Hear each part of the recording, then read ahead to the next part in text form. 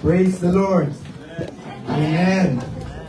So let's now go to the Word of God. By the way, I miss you, my brothers and sisters here. Nagpunta po kami sa Cebu to attend a conference sa Living Word Cebu. And that 3 days conference po ay talagang malaking naitulong sa amin mag-asawa at yung pong passion na dapat talaga nating i-renew. Hindi lang po tuwing may convention yan, dapat i-renew. What we learn from that convention is every day we must renew our passion. Each day we must be hungry for the manna in heaven. Every morning we wake up, we are excited and we are so hungry, not for the breakfast, but for the manna, the word that comes from heaven. And we are always excited to talk and commune with our God through prayer. We must be mighty in prayer, mighty in the word. Amen. So today, our topic is the greatest commandment of all. So when you say the greatest or the first of all the commandments, the most important of all the law, Jesus gave this very good, excellent answer to a question. So, ito po ay kautusan, or we call it the law of Moses. Naalala ko dati, may nagsabi sa akin na, ayoko dyan sa church nyo, kasi ang daming kautusan, ang daming bawal, ang daming mga pinapagawa. Dito nga sa church namin, 10 commandments lang, hindi ko pa makumpleto. Pupunta pa ako dyan sa inyo. Parang ganun po. At actually, yung pong mga nakapagsalita nun ay hindi talaga nila nauunawaan kung ano ang kautusan ng Diyos. Dahil makikita po natin dito that the commandment and the greatest commandment is about love. Loving God and loving people. Kaya po sinabi sa 1 John 4:8, anyone who does not love does not know God, because God is love. Hindi po tayo pwede magsabi, kilala ko ang Diyos, pero hindi niya kayang magmahal, magpatawad, magpasensya sa kapwa, dahil God is love. Imposibleng magkaroon ka ng relasyon sa Diyos at hindi ka marunong magmahal o umibig sa kapwa. So yan po ang ating pag-aaralan. Makikita po natin yan sa Mark chapter 12 verses 28 to 34. Nabasa na po yan kanina at muli po natin yang babasahin. At sabay-sabay po tayong tumayo bilang paggalang sa pagbabasa ng salita ng Diyos. This is called the greatest commandment. In verse 28, let us read, one of the teachers of the law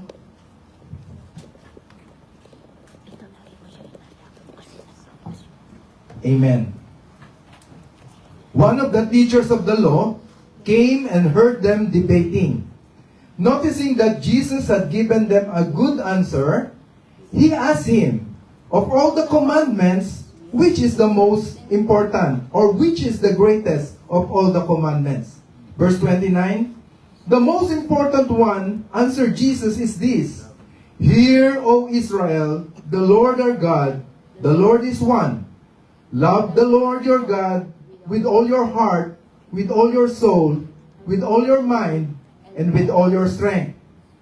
The second is this, love your neighbor as yourself. There is no commandment greater than this. I will repeat, there is no commandment greater than this. Which also says, this is the greatest commandment. Verse 32, well said, teacher. The man replied, you are right in saying that God is one and there is no other but Him. To love Him with all your heart, with all your understanding, with all your strength, and to love your neighbor as yourself is more important than all burnt offerings and sacrifices. I will repeat, it is more important than all burnt offerings and sacrifices. And the last verse 34, let's read. When Jesus saw that he had answered wisely, he said to him, "You are not far from the kingdom of God." And from then on, no one dared ask him any more questions. Let me repeat that phrase, you are not far from the kingdom of God. O hindi ka na nalalayo sa kaharian ng Diyos. Malapit ka na sa kaligtasan. Let us pray. O Diyos Ama sa langit, maraming salamat po sa iyong mga banal na sulat, mga salita na nakasulat sa aming Biblia. Humihingi po kami again ng tulong, ng pagtuturo ng Diyos Espiritu Santo na siyang author ng lahat ng mga scripture.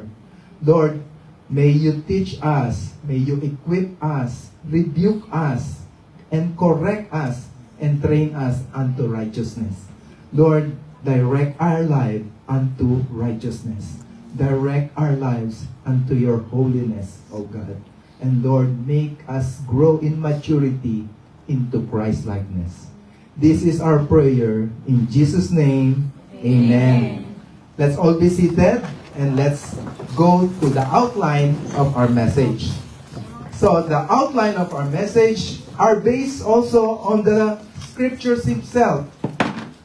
Kinuha na po natin mismo dun sa mga nabanggit dun sa ating nabasang scripture. So the first of our outline, we will talk about the greatest commandment, where Jesus said, there is no commandment greater than this. So that's the first of the outline. And the second one is greater than all burnt offerings and sacrifices. This is quoted from the answer of the scribe, the lawyer, who said, all these commandments is greater than all other commandments, like burnt offerings and sacrifices. And then the third outline is what Jesus answered to the comment of that man. He said, you are not far from the kingdom of God. Or you are near salvation, or you are near in the kingdom of God. Di ka na nalalayo sa kaharian ng Diyos. So those are the three outline, and let's go to the context of our study. It's important to know that this time, around Wednesday po ito, a couple of days before the Lord will be crucified, and He's spending His time in the temple. And we know that this is the Wednesday of the Passion Week, and there are barrage of questions. These are venomous questions to trap the Lord Jesus Christ. If you will notice, starting from the authority, they ask this question so that they can trap Jesus at His word. They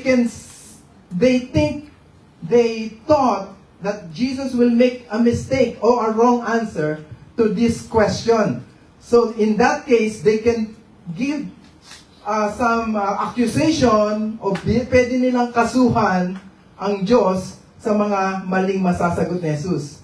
But our Lord Jesus Christ is full of wisdom. Amen. He is brilliant. All His answer, imbis na siya ang matrap, ang nagtatanong po, yung nang tatrap, ang natatrap. Amen. If you remember, it started with the authority. When they asked, why are you doing these things? Why are you tinataob mo yung mga lamesa at para kang kung sino dito kung magturo, kung sino kung magsalita? Saan nanggagaling ang iyong otoridad? Is it from heaven or from man? At dun po napahiya ang mga Pariseo kasi sumagot sila, I don't know. Nung tinanong sila ni Lord. They are the experts of the temple, the law, and everything of the authority, and yet they gave an answer, we don't know. Kahiya-hiya po. Another question po, Pastor Lloyd shared this. The Herodians gave this question about responsibility naman. Responsibility of every citizen to pay taxes. So they want to trap Jesus. If you will say let's not pay tax to Rome or to Caesar, lagot ka. So Jesus gave a brilliant answer again. Give to Caesar what is Caesar, and to God what is God's. Full of wisdom. Hallelujah. Thank you, Lord. You are the Word. Another question, trapping question, just last Sunday, was a question about eternity. And here, Jesus clearly said his view, his stand about life after death. There is life after this life. So we hope for that eternity to be with Him. Amen. So, it's important po na nakita dito all about authority, responsibility, eternity, and now, this is a question about priority. Which is the most important, the top priority to be obeyed in all the commandments. And this was questioned by different kinds of people. The Pharisees, the Herodians, the Sadducees, and this time a scribe. So, the Bible said, history said that this group of peoples are like different political parties who are fighting with one another. But during this time, this week, they are all united with one purpose. To kill Jesus, to trap the Lord Jesus Christ. But here, can you trap God? No. Who are you? So now let's go to the first outline. The greatest commandment of all. Before we go to the greatest commandment of all, let's look at the person who asked this question. So let me read verse 28 once again. One of the teachers of the law, another word for that is one of the scribe or expert of the law. He's a lawyer. Not a liar, ha? Lawyer. Hindi yan kagaya dun sa mga lawyer sa Senado natin na... liar. Anyway, this is a teacher of the law. That means he's a scribe, expert of the law. They wrote the law. Came and heard them debating. Probably he heard the debate about authority. He heard the discussion about the taxes. Then he heard also the discussion about resurrection and the life after death. So he was there listening. He is there observing. And what he noticed is the wisdom of this man, this carpenter from Nazareth. He noticed something different about this man. His education did not come from university, but he's so brilliant and full of wisdom. No one can trap him at his word. So the Bible said he noticed that Jesus had given them good answer. So he asked a good question. He is the expert of the law. He knows all the commandments. And actually, aside from the 10 commandments, these Pharisees and scribes added another 613 additional commandments. So, mas complicated, right? So, but he asked of all the commandments, which is the most important.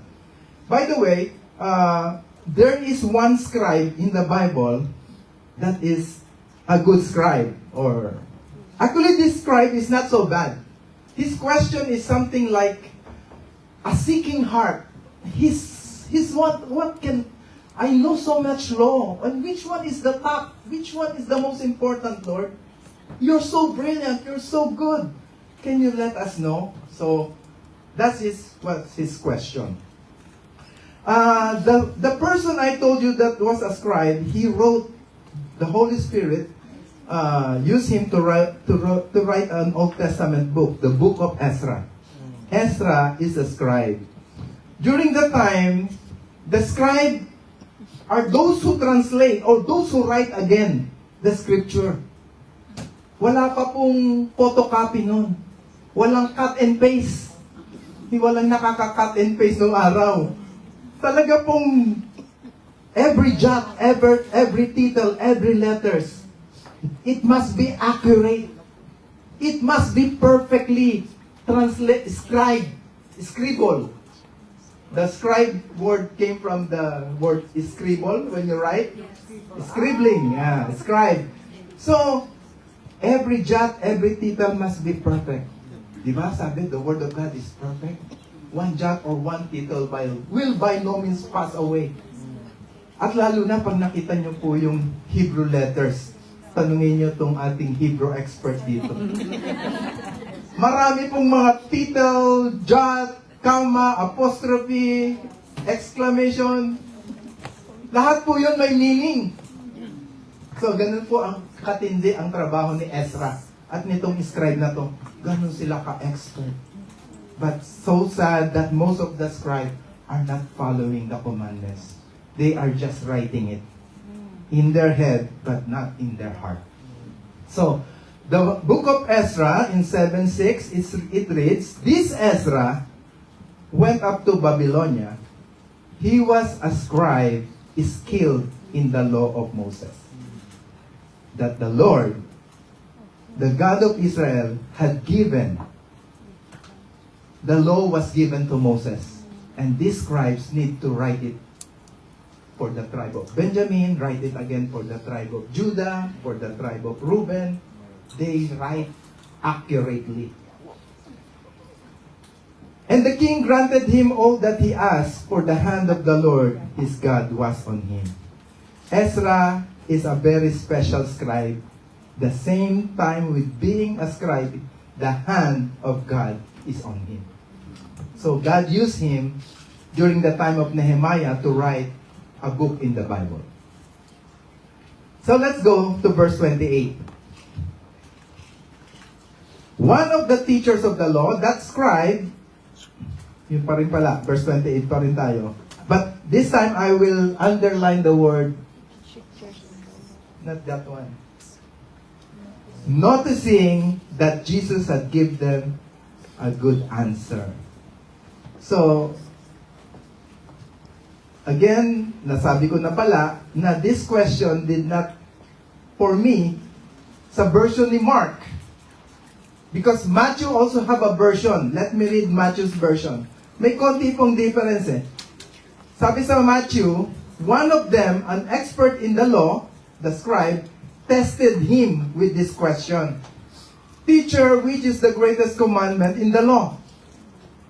But in the version of Mark, iba po yung kay Mark dito, he put a positive note on this scribe. Actually, Jesus, sa Matthew po, wala yung sinabi ni Jesus, hindi ka nalalayo sa kaharian ng Diyos. Walang sinabi doon sa Matthew. Pero dito po, may sinabi ang Panginoon. So makikita po natin na may kakaiba pong narration si Mark doon sa pangyayaring iyon. Of course, we cannot translate mali yata ang Bible, but iba yung kay Mark, iba yung kay Matthew. No. It's the same Jesus, different description about the scribe. Ang tingin ni Peter dun sa scribe, mukhang nasa puso yung tanong. Ang tingin naman ni Matthew dun sa scribe, mukhang isa rin to sa mga nangtatrap. You can see the difference between Matthew and Mark. The difference on the scribe, but Jesus is the same. Jesus is the same, never change. So in the version of Mark, since nasa book of Mark po tayo, yan ang series natin, dun po tayo po-focus. Amen? So, the scribe, as described by Mark, his question came out of admiration for Jesus' teaching and wisdom. And he found himself inwardly applauding Jesus. Nakapansin niyo po yun? Yun ang version he noticed.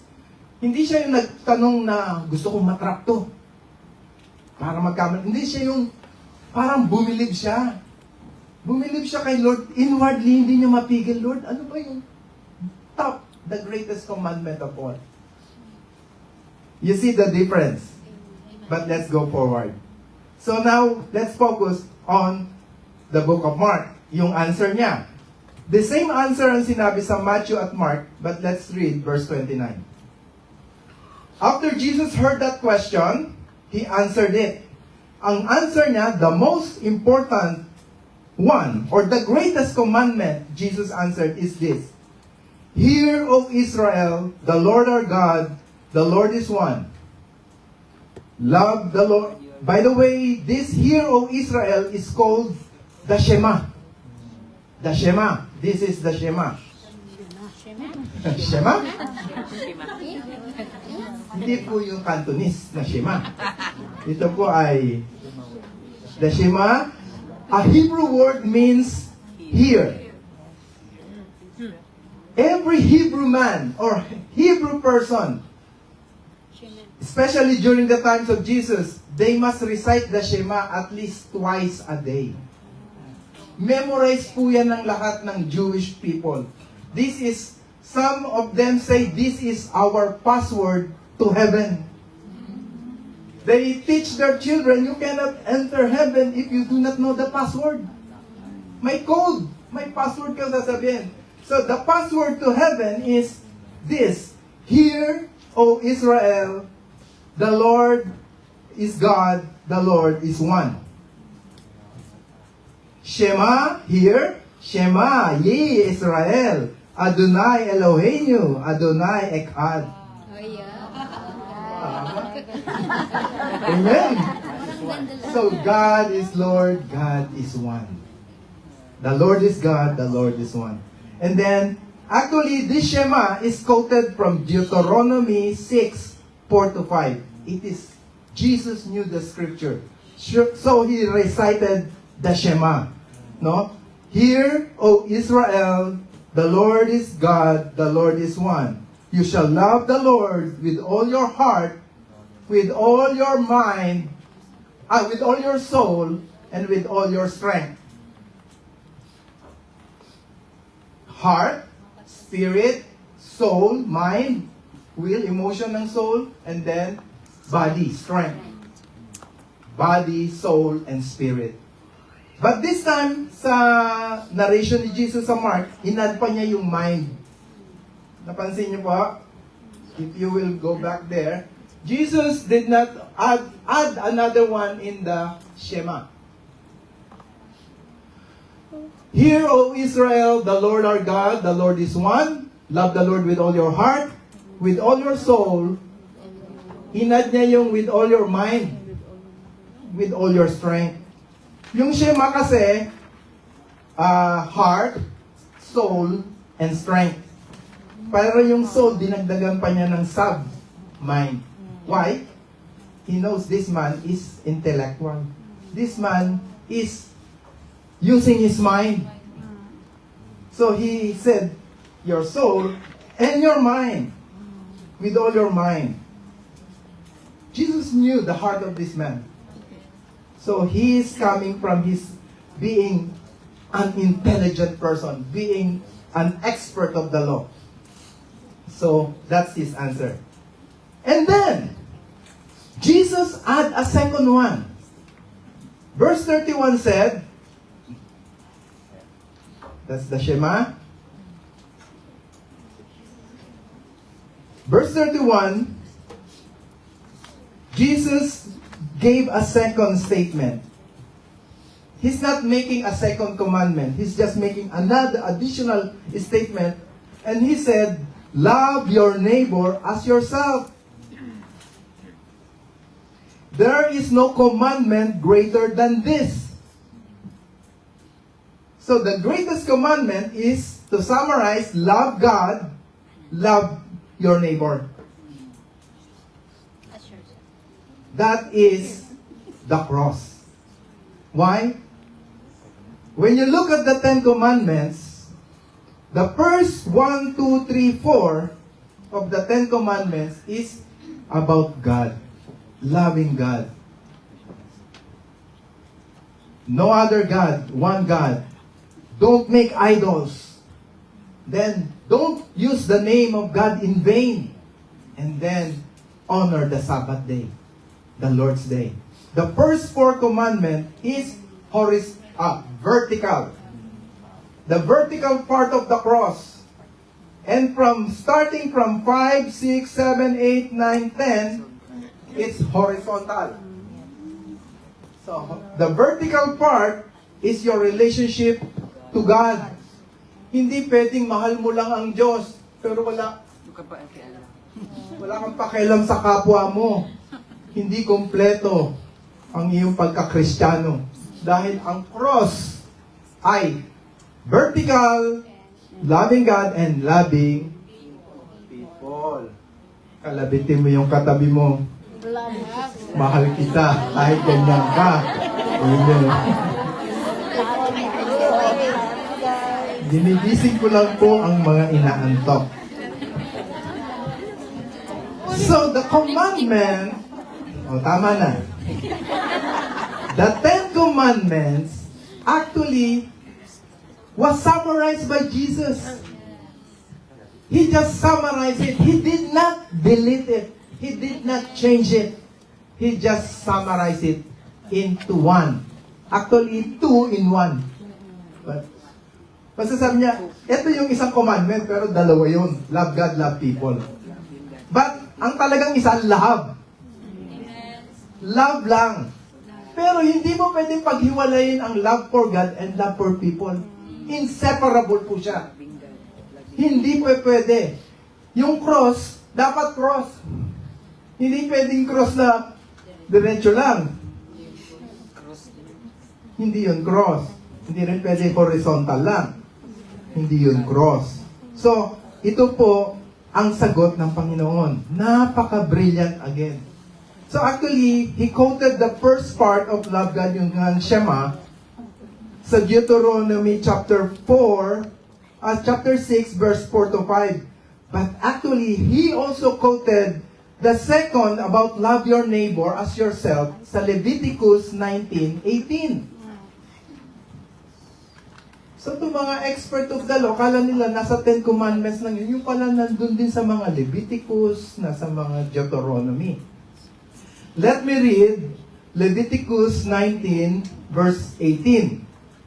Do not seek revenge or bear grudge against anyone among your people.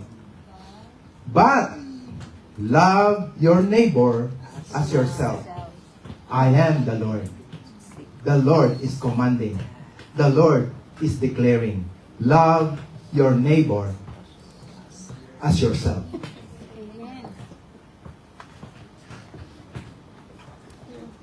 So, Jesus, again, about this commandment, he said, there is no commandment greater than this.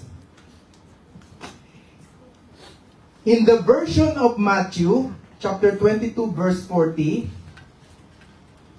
meron pong dinagdag doon si Matthew na lalo pa nating maiintindihan, na hindi na isulat ni Mark. May sinabi doon sa Matthew na, on these 2 commandments, hang all the law and the prophets. When Jesus talked about loving God with all your heart, with all your soul, with all your mind, with all your strength, and then love your neighbor as yourself, he said, these 2 commandments hang all the law and the prophets. When you say hang, parang curtain rod, na lahat po ng mga other commandments nakasabit doon. He's saying that all commandments, including burnt offerings or other commandments, even the 631, is hanged on this law of love. The commandment of love. The greatest commandment of all. So, meron pong mga maling katuruan huwag niyo po itong sundan, yung mga ginagamit yung Galatians na sabi, cursed is anyone who is hanged on a tree.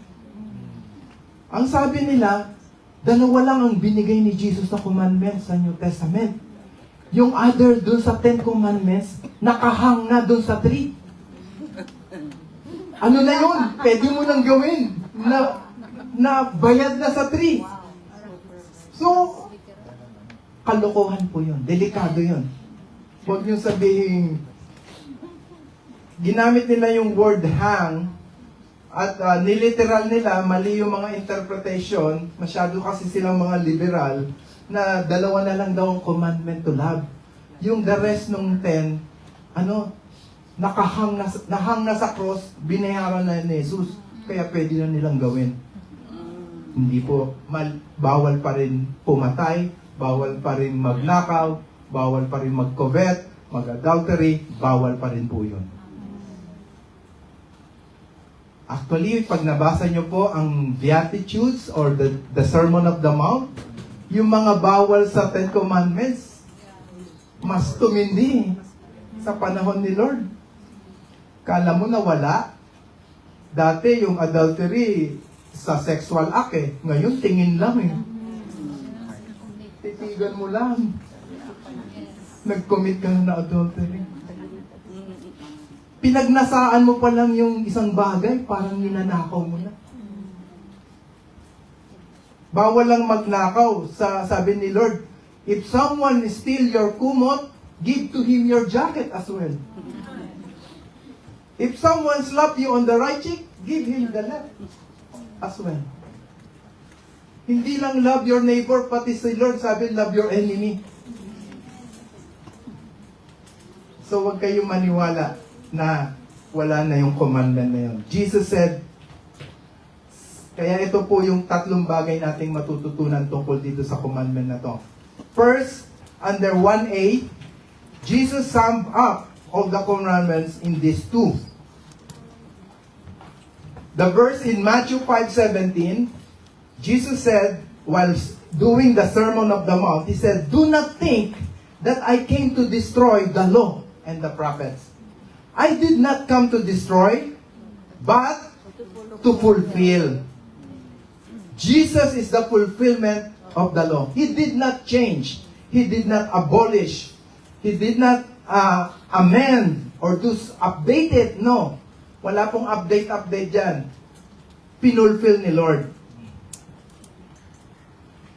Actually, Jesus, when John described the law and Jesus, or Moses and the law, John 1:17, I don't have the slide, but it is written in your book, in John.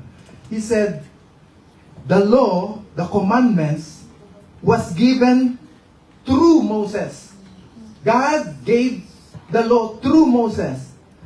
But grace and love and truth came through Jesus Christ. Yung grace, yung love, yung truth, hindi binigay kay Jesus. Bigay mo sa mga tao, Jesus. Sabi sa Bible, He came from heaven. He is the grace. He is the truth. He is the life. He Himself. Hindi siya yung nagbigay lang, nagpasa ng grace, nagbigay ng truth. No. He Himself is the grace. See the difference between the law? John 1:17, let me read again. The law was given through Moses by God in Mount Sinai. So Moses can give it to the people. But, that's why grace is greater than the law. But grace, love, and truth was given through Jesus Christ. He Himself is the grace. He Himself is the love. He Himself is the truth. He is the way. He is the life. He Himself. He came from heaven. He was not an ordinary man and then blessed by God. Okay, Moses, Jesus, go to the mount, Sermon of the Mount. I will give you the grace. I will give you the truth. I will give you and give it to the people. No.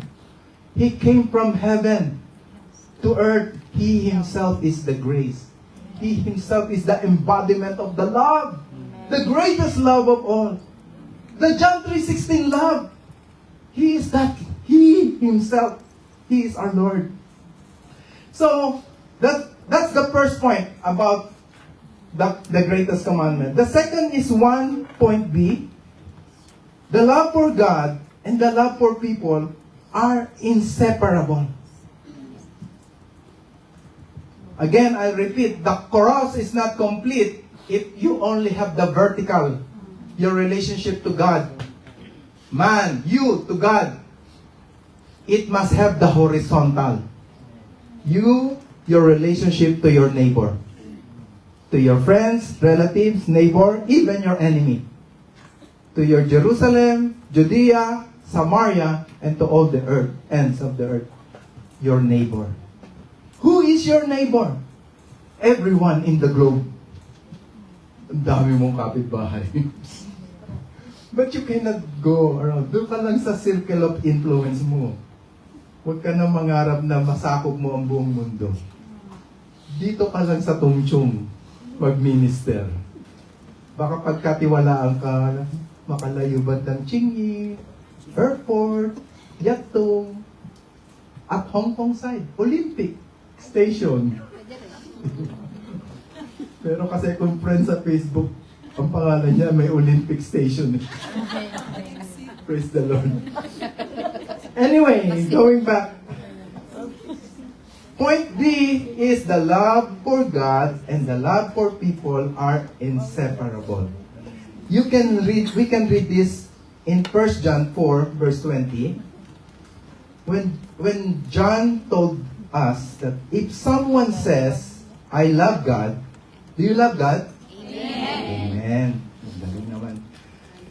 If you say you love God, and then you hate your brother, you are a liar. For he who does not love his brother whom he has seen. Kalabitin mo nga katabi mo. Nakikita mo ba siya? Bakit galit ka pa rin sa kanya? If he who does not love his brother or sister whom he can touch, he can see, he can talk to, how can he say he loved God he has not seen? Ang tawag po dyan, hypocrite. Aray. Ba't hanggang ngayon di ka makapagpatawad?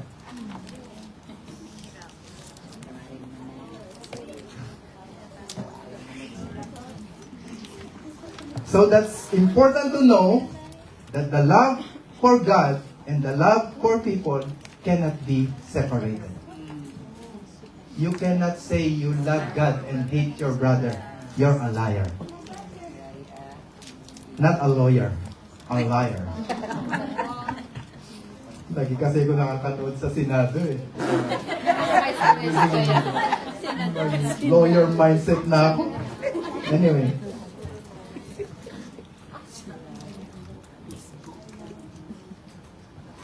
Trending kasi trending. Ang ganda ng message kanina, you must get a note about that. The algorithm, the trending, the reels in the social media. It's not the Holy Spirit. The AI is not all-knowing. It's the world's standard of knowing all things. It's the Holy Spirit, the Spirit of truth. So, I thank God for Sister Nemia's study on that subject. It's very important for us. The Holy Spirit cannot be replaced by any other intelligence or all-knowing mechanism. He is the Spirit of truth. We must not overcome the world. And we must not conform to the world, but we must overcome the world. So let's go back to our topic. Point C, the third about the greatest commandment. When Jesus said, love your neighbor as yourself, don't be misled. It's not about ego or yung, oh, I love myself. Self-love, that's selfishness. Hindi po yon. Ang sinasabi lang dito, the measurement of your love for others is your love for yourself. Jesus is just saying na, di ba po ayaw nating masaktan, ayaw nating mapahiya, ayaw nating maghirap. Ganun ka rin sa kapwa mo, ayaw mo siyang masaktan, ayaw mo siyang mapahiya, ayaw mo rin siyang maghirap. Ganun po ang trato mo sa kapwa mo. Yun yung sinasabi. Hindi yung sabi, oh, I love myself kasi utos ni Lord. I love my own. I praise myself.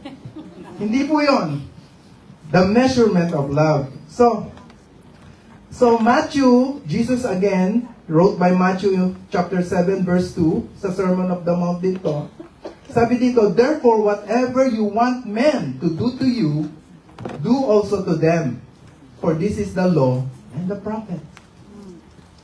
Golden rule nga ang tawag dyan sa secular yung do not do to others what you do not want others to do unto you. Yes. So, it's in the Bible. Ginaya lang nila yun. So, it is the law of love. Love God, love people. Amen. That's the greatest commandment of all. Again, Jesus did not change the law, did not amend or update. He just fulfill it. And then to make it simple, the 10 commandments was summed up, hung on one rod, or summed up into the law of love. So when you say the law of love, what's that? There are two. What's the first? Vertical. Love God with all your heart, with all your soul, with all your strength. And then, horizontal. Love your neighbor as you love yourself. That is the greatest commandment of all. And then, this scribe, let's go to the second point. The scribe in verse 32. He said, remember the scribe gave the question and Jesus gave the right answer? He answered it by the Shema. So, in verse 32, the scribe or the lawyer answered back, well said, teacher. He praised the answer of Jesus. The man replied, you are right. See? He's very good. He's good. He's not like the other Pharisees and scribes and the Herodians who is always looking at mistake. He said, you are right in saying that God is one and there is no other but Him. That's a given for all Jewish people. The Lord our God, the Lord is one. The Shema nga yan lahat sila. Inulit lang niya. Pero, may amazing siyang sinabi sa verse 33. He said, the scribe said, to love Him with all your heart, with all your understanding, with all your strength, and to love your neighbor as yourself is more important than all burnt offerings and sacrifices. Wow! Ang tapang niya. Remember, this scenario is in the temple. The business of the temple and all the scribes and Pharisees and all the people there is for the burnt offerings and sacrifices. Nandun po yung kita, nandun yung business, nandun yung pera ng templo. Pero nung sinabi niya, itong sinabi mo, Jesus, is greater than all the burnt offerings and sacrifices. So, that's correct. Jesus said, yes, you are not far from the kingdom of God.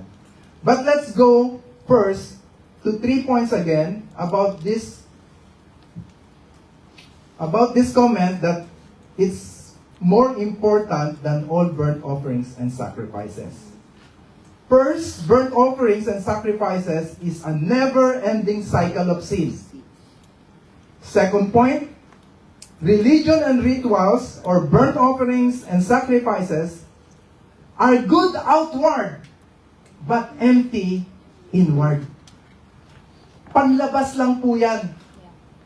And then, the third point, the commandment of love can lead us to obey and be free. Because the sacrifices is just an ending cycle. So let's go to the first one. Second point, 2.8. Burnt offerings and sacrifices is a never-ending cycle of sin. We can find a scripture about this in Hebrews 10, 3-4.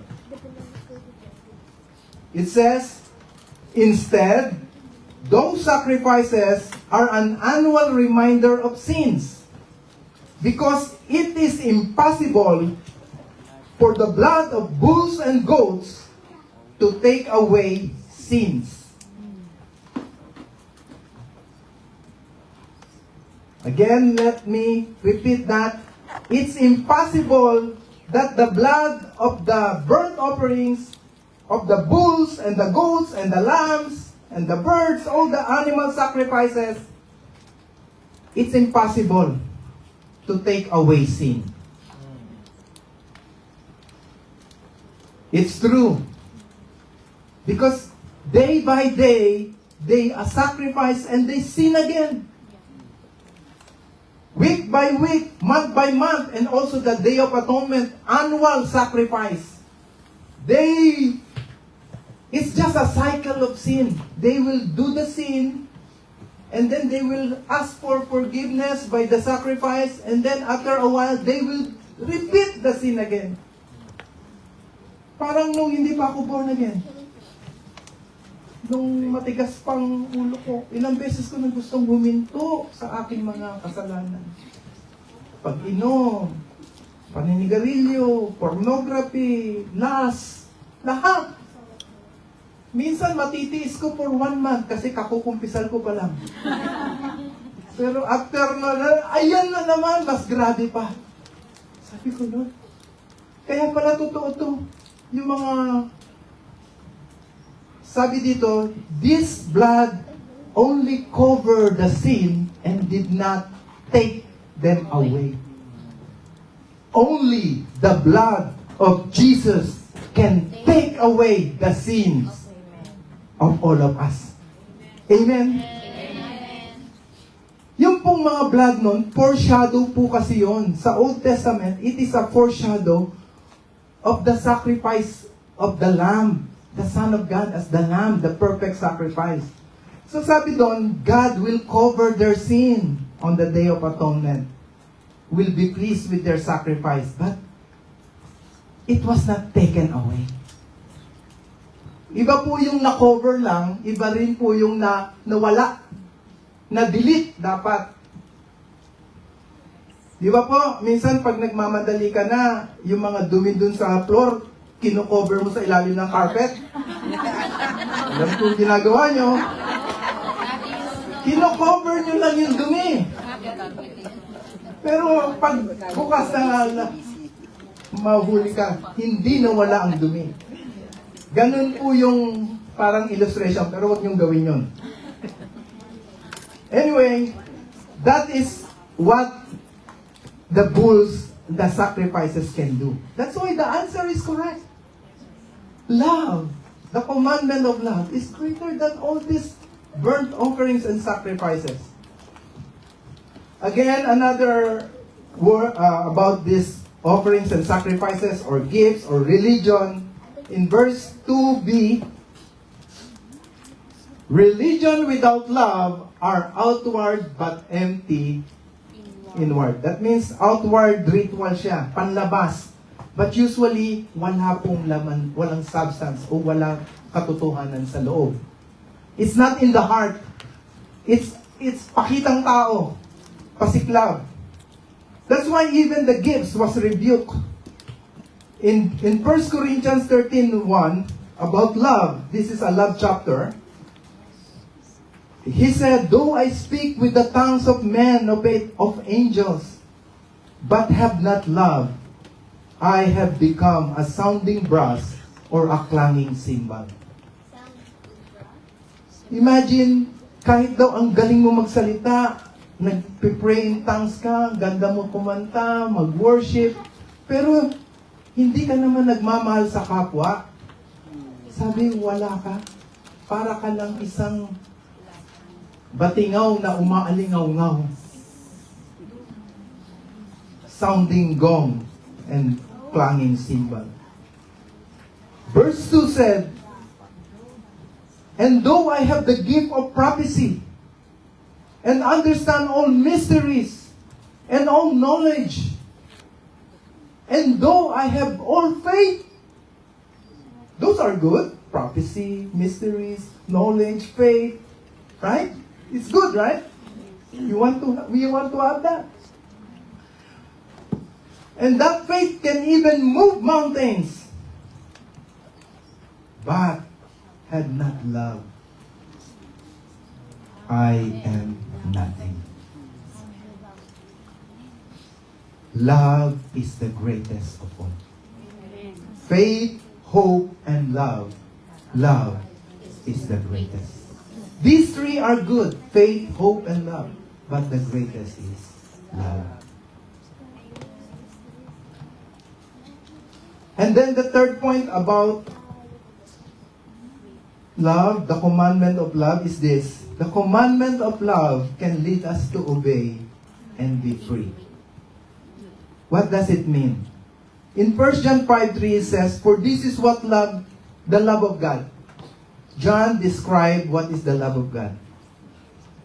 If you love God, you will keep His commandments. You will obey. And His commands are not difficult to obey. Amen? As you grow in the Lord, you will find out, mas masarap pala na kay Lord kaysa yung nandun ako sa dati. Mas masarap pala magmahal kaysa mag-away. Tama? Pag may kaaway ka, kang kinakabahan, baka bigla ka na lang ma-salvage. Maraming threat sa buhay mo. Pero kung wala kang kaaway, mas maganda ang buhay. So, the commandments are not burdensome, or not grievous, or not difficult to obey. So now, the way God deals with us po, is He initiated it with His grace. Nauna siyang nagbigay. He first loved us. Hindi siya yung, intayin ko itong magmahal sa akin para mahalin ko. Siya na yung nagkusa. Siya yung nauna. And then, tayo sa numipis yung kapal ng mukha natin, hanggang nahiya na tayo, Lord. Hindi ko na kaya. Sobrang bait mo. Sobrang kang nagpapatawad. Nagsawa na ako sa aking tiglas ng ulo. Yun po yung grace. Yun po yung nakapagbago sa atin. That's why this commandment of love is so powerful, the grace. It will lead us to obey and be free. Yung freedom po kasi ang mahirap i-achieve eh. Kasi yung sacrifices o yung penitence, yung mga rituals na humingi ka ng tawad, inuulit-ulit lang. Pero kung talagang na-receive mo yung love of Jesus, and you have a personal experience of that unconditional love, you will just surrender, obey, and pray. SOP.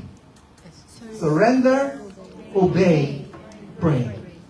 Ano yung SOP? Surrender, obey, and pray. Amen. Standard operating procedure ng Kristiyano. Surrender na. Hindi pwede yung konti-konti lang. Todo na. So it will be not so difficult for you.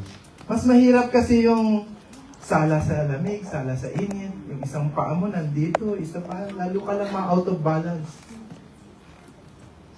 Total, sumusunod ka na sa Panginoon, itodo mo na. Amen. Amen.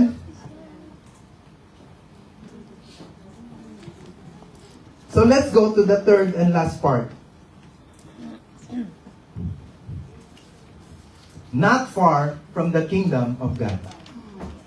This is what Jesus commented on that man. Let us read. When Jesus saw that he had answered wisely, yung po yung scribe, yung lawyer, nag-usap sila, tama yung sagot niya eh. Sabi niya, all this, the law of love, is greater than all burnt offerings and sacrifices. Correct? Yes. This is Jesus' answer to him. He said to him, you are not far from the kingdom of God. Sa Tagalog kaninang ganda, hindi ka na nalalayo sa kaharian ng Diyos. Malapit ka na sa kaligtasan. Malapit ka na ma-born again. You are not far from the kingdom of God. And from then on, no one dared ask him any more questions. Let's go back to that phrase, not far from the kingdom of God. So there are 3 points again under this underlined phrase, not far from the kingdom of God. First, head knowledge of the law is not far, but not enough. That means, it's close, it's near, but not inside. You're still outside. Number two, this lawyer admired the word, admired the brilliance, the divine knowledge of Jesus. He admired it. The admiring of the word is not far. When you say not far, it's not yet in the kingdom. Sayang, ang lapit na. Pati hindi pa pumasok sa loob. Nandun lang sa labas sa pinto. And then, the sad thing is, being not far is not belonging in the kingdom of God. When you say not far, you are outside. When you say not far, don't assume I'm very near the kingdom. And then kamot ulo ka. Sa labas ng kaharian ng langit ay lumalagablab na apoy. Wala pong gitnang purgatoryong kasinungalingan. Dalawa lang po. If you are not far, you are outside. So make sure you are inside the kingdom of God. Amen. Make sure. So, marami pong nagsasabi, marami daw pong mamimiss ang langit. Napakalapit na ng langit. 18 inches na lang. Pasok na. 18 inches. Sa pa ba nakuha yun? Hindi. Pag sinukat niyo po yung utak, tsaka yung puso, 18 inches po yan. Depende sa laki. Depende sa tangkad. Hindi. Matanda. Hindi unano. Hindi baby pala. Pag baby, ano lang, 6 inches.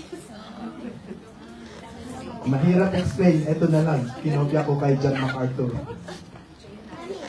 Paborito namin ni Pastor Elson at Mike. John MacArthur says, many will miss heaven by 18 inches. The distance from their head to their heart. They know about Christ, but do not know ginosko Him. Two different kinds of know yan. You can be religious, but lost. You can have the Bible in your head, but not have Christ in your heart. Clear? Ayoko lang dagdagan. Baka malito lang kayo. Kunan na lang natin picture. But relating to our message, the scribe, his line of question is head knowledge. That's why Jesus said, you are near, but you're not in. You are so close, but you are looking at me as an intellectual scholar, as a teacher. You need me as your Lord. Amen. You must come to Jesus not for knowledge. You must come to Jesus for the forgiveness of your sin. Amen. That's why Jesus came. Yes, He taught, He fed, He healed, but most importantly, He came to save us. Amen. That's why we must come to Jesus desperately as a sinner. As a sinner. That's how you come into the kingdom. So don't use your head knowledge. Don't use your own wisdom, your intellect, your logic. Faith is illogical. Faith doesn't make sense. They said, yes, it doesn't make sense. It makes sense. It makes faith. Again, many will miss heaven by how many? 18 inches. That's why whatever you learn from this, yung mga memory verse nyo, useless yan. Kahit 25 at perfect ka sa 101 mo. Kapag yun ay nandito lang, ayaw mong ibaba ng 1 inch, 2 inch, 6, 18 inches dito. This is the soul, the mind. it must be in your spirit. Jesus is not a theological relationship, knowing Him theologically. You must know Him spiritually. In your spirit, not in your mind. I tell a lot how they need to read the Bible. I told them, like the one person I was talking to, I said, how come you always read the Bible? Do you understand?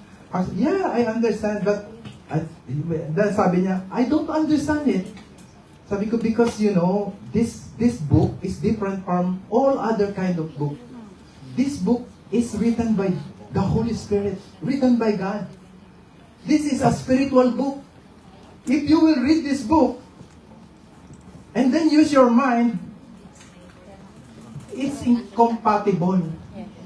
It doesn't match mind to spirit. That's why I said, if you read this book, you need to use your heart, your spirit. Yes, you have to read intellectually, but use your heart to understand it. Use your heart to believe it. Use your heart to accept it. It's by the Spirit.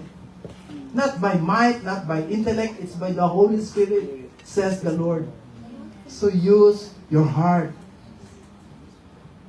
Amen? Amen. Praise God. Let's go to the 3 points about this, about not being far, not far from the kingdom of God. Kala mo, ang ganda nung, sinabi ni Jesus sa kanya. Medyo maganda. Kasi hindi siya nirebuke eh. Get away from me, you Satan. Hindi eh. Sabi niya, you are not far. Pero mas maganda yung sinabi ni Lord kay Zacchaeus. Zacchaeus, come down. Today, salvation has come into your house. Wow. Today. But this one, sana sinabi ni Lord, today, you are very near. Pasok na! Sayang! Marami po dito sa atin. I'm not pointing fingers. You're almost there. You are. Pero meron ka pang konting reservation. Tinitira pa para sa sarili mo. Surrender all. He owns everything. Surrender all. Mas mahirap lang kapag anything you give to Him, He will multiply it. Anything you surrender, anything that died from you will resurrect 100-fold. Surrender all. Surrender all to Him. He is Lord. He is King. He is our Savior. Surrender all. So item 3.8, head knowledge of the law is not far, but not enough. So, a verse in Romans 10:9 says, for with the heart, that's the word, the heart, one believes unto righteousness. And with the mouth, confession is made unto salvation. It's not what in your mind and then you say it, it's what's in your heart. Kaya po marami rin nag-a-accept na hindi naman talaga totoo. But it's okay. It's no harm done. It's better to be safe than sorry. But, of course, maybe yung unang prayer niya, nguso pa lang, may konting truth. Pero darating ang point, talagang so-surrender siya. Because God is the author and perfecter, finisher of our faith. He will do it. He will bring it to completion. So, just pray always with your heart. And then number 2, 3.B, admiring the word is not far, but not in the kingdom. Yun po nakakalungkot, kahit bilib na bilib ka, wow, ang ganda nung nabasa ko, wow, ang ganda nung narinig ko, wow, bless na bless ako, naiiyak pa nga ako eh. Pero, nandun lang sa admiring, wala sa accepting. One good example is in Acts chapter 26, verse 28. One very good example po to when Paul gave a testimony, a very long testimony in the book of Acts.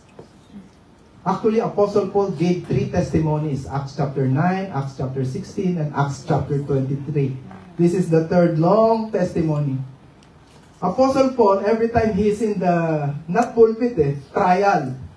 Yung tinatrial sa crime. Imbis na ipagtanggol niya yung sarili niya, magte-testify siya. Yun po ang style ni Pastor Paul. Amen. And then, itong mga jury, itong mga senator judges, nakaupo doon. Doon si King Agrippa. When Paul finished his testimony, King Agrippa said, mahaba yun. Ito na lang yun sa verse 28. Then Agrippa said to Paul, in this short time, you have almost proven to me that I should become a Christian. The King Agrippa with Festus, Governor Festus, was amazed at the wisdom, the brilliance, the work of God in Paul's life. They were so blessed. Sabi pa nga niya, if this person did not want to go to Caesar, he will be set free. He's a good man, these people. And then Agrippa said, malapit mo na akong maging Kristiyano. I'm almost want to become a Christian. Alam mo, sagot ni Paul, sana. Ang lapit mo na. Sana pumasok ka na. Kaso sabi ni Paul, sana lahat kayo maging Kristiyano rin. Kagaya ko. But not with this chain. Huwag nyo lang gayahin itong bilanggo ko. Pero sana maligtas kayo. Bakit ko po nasabi itong example na ito? Marami po talaga sa atin naniniwala sa mga naririnig. Pag nakarinig tayo ng magandang sermon, tayo po ay nabibless. Tayo po talagang na-encourage. Pero,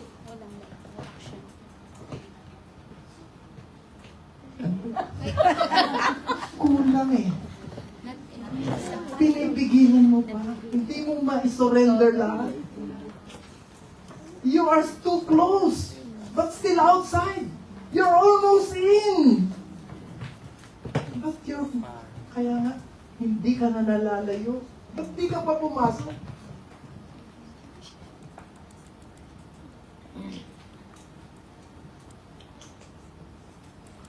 So item 3.c, being not far is being outside.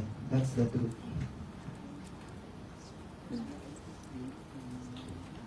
And this is the testimony. Whoever has the Son has life. Whoever does not have the Son of God does not have life. Only two, heaven and hell.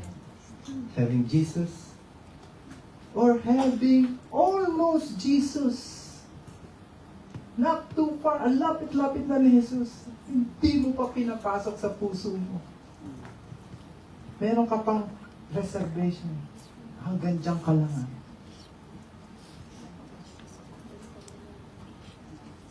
Di ba yung kwento natin? Yung isang bahay niya, sabi niya, Lord, ikaw na bahala sa buong buhay, buong bahay ko. Tapos dumating na si Lord. Sabi, Lord, pwede dyan ka na sa ground floor. Dito kami sa taas. So, grabe, pagdating nung gabi, ang daming magnanakaw, ang daming gulo, ang daming sakuna. Pati earthquake, bagyo. Basta nagkasabay-sabay. Nawasak. Sabi, Lord, di ba sabi mo, pag binigay ka namin sa aming buhay, protektado at maayos na kami. Sabi, pinapasok mo ko pero dun lang sa ground floor. Hindi mo sinurrender, hindi mo pinagalaw ang buong bahay mo sa akin. So, ang lapit nyo na, mga kapatid. Sabihin mo nga sa katabi mo, pasok na! Lapit na tayo. Nagali, uy! Gusto ko!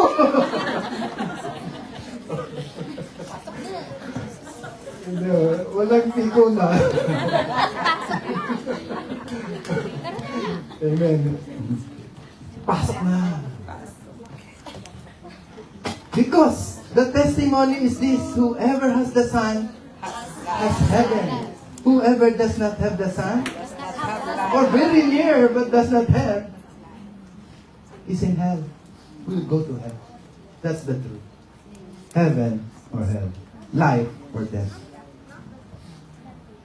So, let's not look on those who are very near or not far, but not inside. Do not judge. Judge ka dyan, baka ikaw yung nasa labas. Yeah? Don't look at others. Look at your own self. But if you think you're in, this is your responsibility. Life application. There may be many people in this world who are not far from the kingdom of God. There are maybe many people in this world who are not far from the kingdom of God. That means they are very close, but they are not in. They are still outside.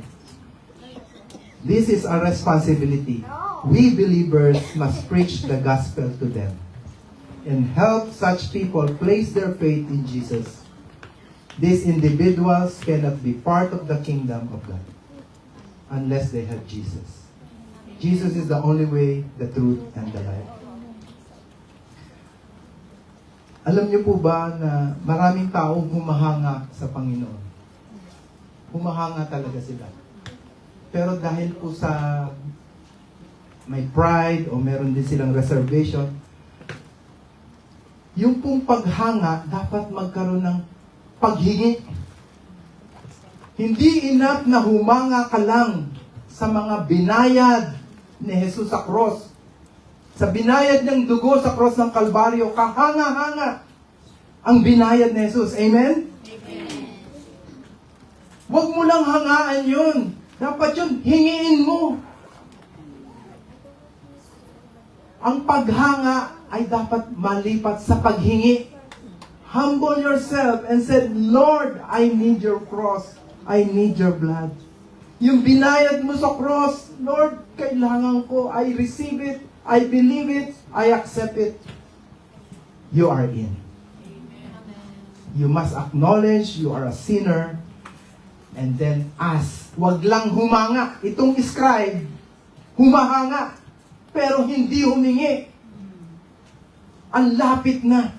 Kung hiningi niya ang kapatawaran, ang pagpapatawad na binayad ni Jesus sa cross, siya'y maliligtas. Kaya tayo po'y humingi. Tumayo po tayo mga kapatid. Sabay-sabay tayong, huwag lang humanga kay Jesus. Humingi tayo ng kanyang banal na dugo.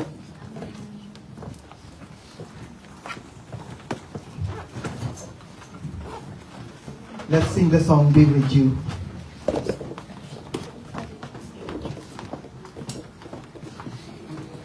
The Bible said in John 14:6, I am the way, the truth, and the life.